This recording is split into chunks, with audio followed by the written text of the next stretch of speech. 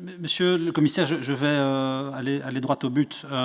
L'accord sur le Mercosur est un accord qui fait peur à beaucoup de citoyens à travers l'Europe, mais aussi au sein des États partenaires. Et d'ailleurs, il y a déjà une mobilisation qu'on peut constater pour dénoncer les affres de cette mondialisation qui nivelle les prix par le bas, qui provoque des atteintes aux droits fondamentaux, aux droits sociaux, aux services publics et à l'exploitation environnementale hors contrôle avec l'hégémonie des grandes entreprises au détriment des exploitations familiales et locales dans les pays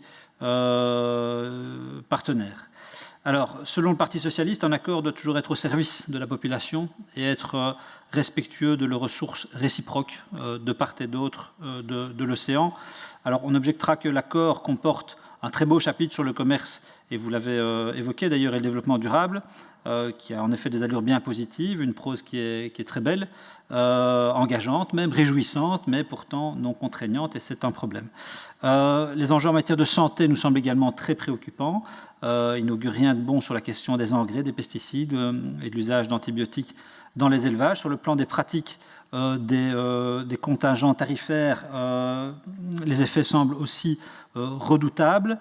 Bref, il y a toute une série de problèmes, notamment par rapport au respect des conventions de l'OIT, menaces sur la liberté syndicale, inspection du travail, etc. La France, l'Autriche, le Luxembourg, l'Irlande, mais aussi l'Argentine ont déjà sonné l'alerte. Et donc, voici mes questions. Pouvez-vous nous rassurer sur les balises actuelles de l'accord, notamment en faisant un focus sur les normes sociales et environnementales? Et puis alors, le chapitre développement durable contient aussi sur le d'inquiétude, considérant son caractère non contraignant. Quelles sont les dispositions qui pourraient être prises pour rassurer les États membres qui s'en inquiètent? Et puis, par ailleurs, il y a une contradiction majeure entre cet accord de libre-échange et, d'autre part, un volet fondamental à mes yeux du Green Deal, qui est l'ajustement carbone aux frontières. Comment est-ce qu'on combine, on articule ces deux ambitions, une ambition libre-échangiste et, d'autre part, une ambition de protection? Je vous remercie.